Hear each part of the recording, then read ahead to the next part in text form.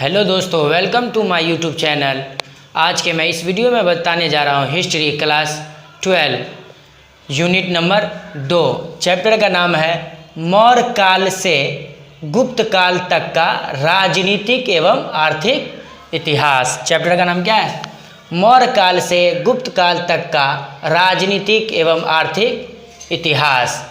तो question number 1 है, indica किसकी रचना है? इंडिका किसकी रचना है? तो आंसर में क्या हो जाएगा? मेगास्थनीज।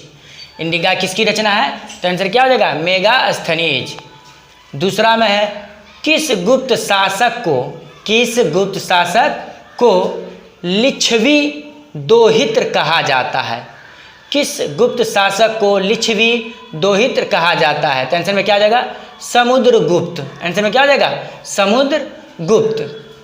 3 में है, गुप्त काल में हस्ती सेना का प्रधान को क्या कहते थे? गुप्त काल में हस्ती सेना का प्रधान को क्या कहते थे? तो आंसर में क्या होगा? महापीलुपति। महापीलुपति। अगला प्रश्न है, महिला संथी। तो आंसर में क्या हो जाएगा? मीरा, अंडाल, कराईकल। आंसर में क्या होगा? मीरा, अंडाल, कराईकल। ऑप्शन में 4 रहेगा। एक में रहेगा मीरा, एक में रहेगा अंडाल, और तीसरा में रहेगा कराईकल, और डी में रहेगा इनमें सभी। तो क्या टिक लगा देना? इनमें सभी। यानी महिला संथी कौन कौन थी? तो मीरा, अंडाल, कराईकल। अगला है, धर्म की शुरुआत किसने की थी? धर्म की शुरुआत किसने की थी? तो आंसर क्या हो जाएगा? अशोक। धर्म की शुरुआत किसने की थी? अशोक ने। उसके बाद अगला है, समुद्रगुप्त की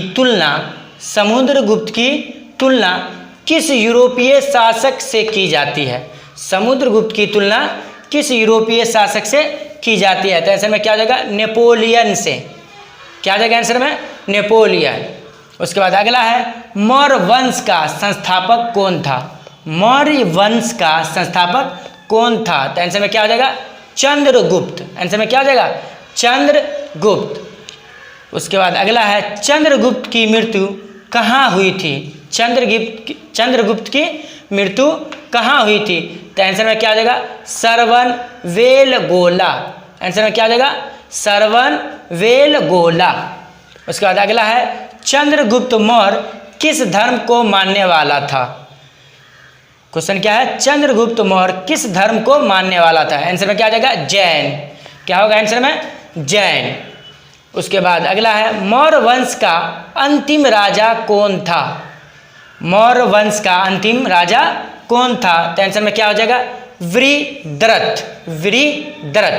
मौर्य वंश का अंतिम राजा कौन था? तो वृहद्रथ।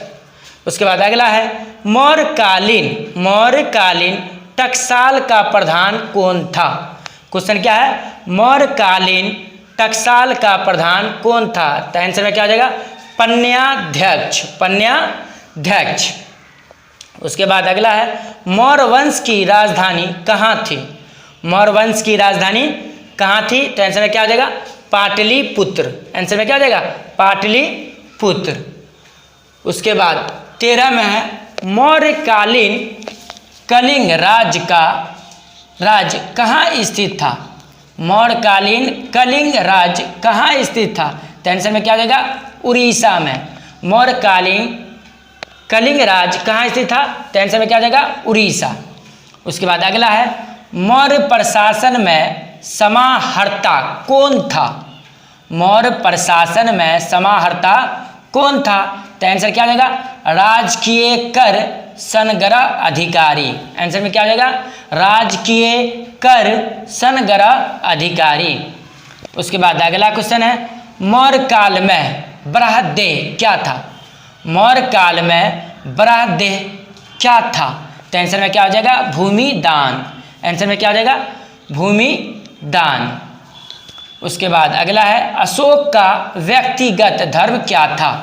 अशोक का व्यक्तिगत धर्म क्या था? आंसर में क्या हो जाएगा? बौद्ध धर्म। आंसर में क्या हो जाएगा? बौद्ध धर्म। यानी अशोक का व्यक्तिगत धर्म कौन था? तो आंसर में क्या हो जाएगा? बौद्ध धर्म।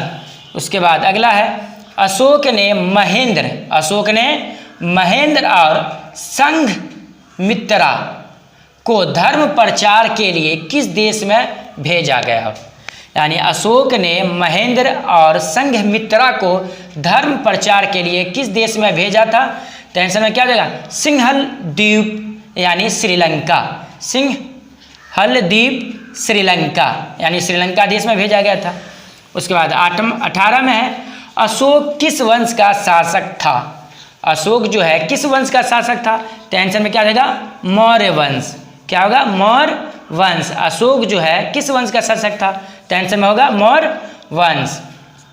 उसके बाद अगला क्वेश्चन है, अशोक कौन से बौद्ध भिक्षु, अशोक कौन से बौद्ध भिक्षु के प्रभाव में आकर बौद्ध धर्म का समर्थक बन गया? क्वेश्चन क्या है? अशोक कौन से बौद्ध भिक्षु के प्रभाव में आकर बौद्ध धर्म का समर्थक बन गया था? तो आंसर में क्या हो जाएगा? उपगुप्त। आंसर में क्या हो जाएगा? उपगुप्त। उसके बाद लास्ट प्रश्न है, राजगिरी की नगर वधु का नाम था? राजगिरी की नगर वधु का नाम क्या था? तो आंसर में क्या हो जाएगा? सालवती। आंसर में क्या हो जाएगा? सालवती।